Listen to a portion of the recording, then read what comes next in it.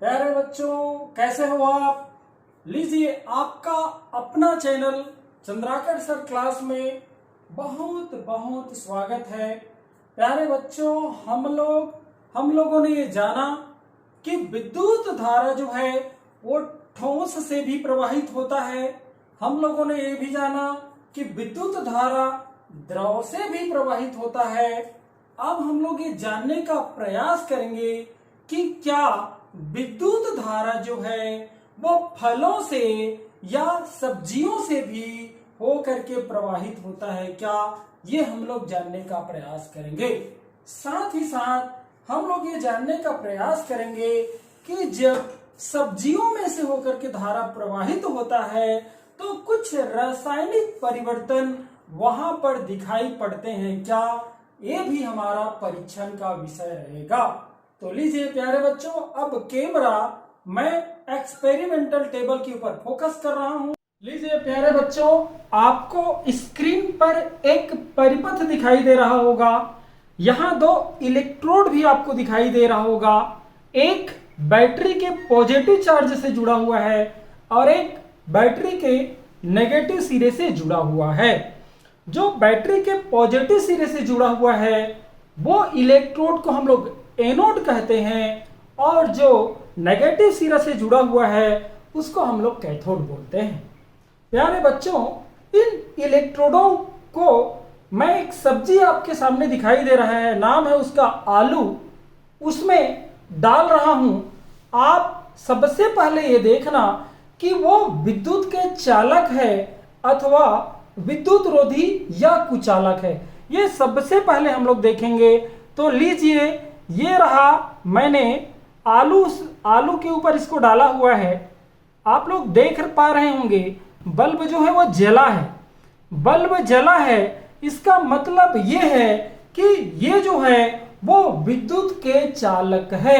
साथ ही साथ प्यारे बच्चों, आप इलेक्ट्रोड के ऊपर नजर बनाए रखिए। बहुत ही जबरदस्त घटना घटित हो रहा है। मुझे साफ साफ दिखाई दे रहा है, आप लोगों को भी साफ साफ दिखाई दे रहा होगा। यहां पर इलेक्ट्रोड के पास एक रंग बनते जा रहा है। आप देखिए, ये रंग कुछ अब ज्यादा ही हो रहा है। इलेक्ट्रोड के पास हरा नीले रंग का आकार आपको दिखाई दे रहा होगा, जो इस बात का सूचक है कि यहां रासायनिक परिवर्तन हो रहा है। विद्युत धारा के कारण इस सब्जी के ऊपर जब हम लोग धारा प्रवाहित किए तो यहां रासायनिक परिवर्तन साफ साफ नजर आ रहा है। प्यारे बच्चों, तो हम लोगों ने ये जाना कि जब हम विद्युत धारा को आलू में से होकर के प्रवाहित करते हैं तो वहां भी हमें रासायनिक परिवर्तन देखने को मिलता है। साथ ही साथ हम लोग ये भी जाने कि इसमें से होकर के धारा का प्रवाह होता है। लीजिए, अब मैं अन्य फल से भी विद्युत धारा का प्रवाह होता है या नहीं होता है आपके सामने रखने का प्रयास करता हूं।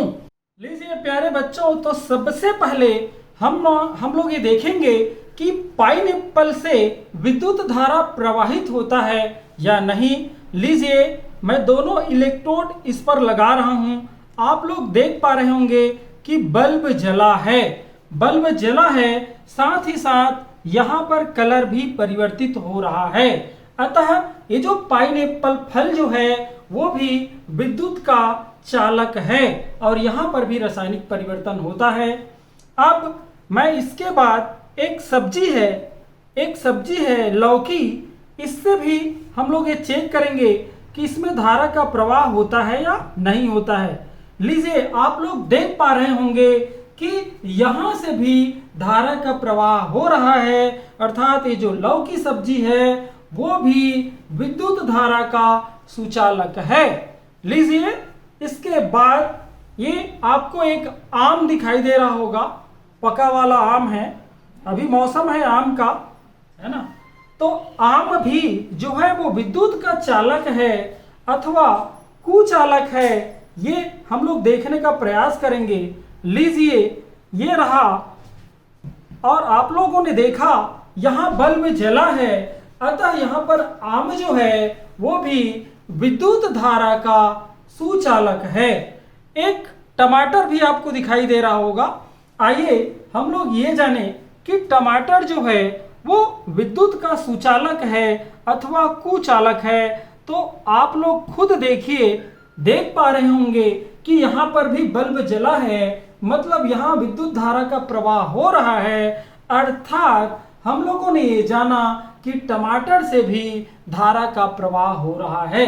प्यारे बच्चों, तो हम लोगों ने जाना कि ठोस से भी धारा प्रवाहित होता है, द्रव से भी धारा प्रवाहित होता है, और जो ठोस द्रव दोनों हो अर्थात फलों और वनस्पतियों से भी विद्युत धारा का प्रवाह हो रहा है। चलिए प्यारे बच्चों, आप इस चैनल को खूब सब्सक्राइब करिए, खूब शेयर करिए, ताकि आने वाले दिनों में मैं हमारे आसपास की घटनाओं को आपके सामने रखने का प्रयास करूं।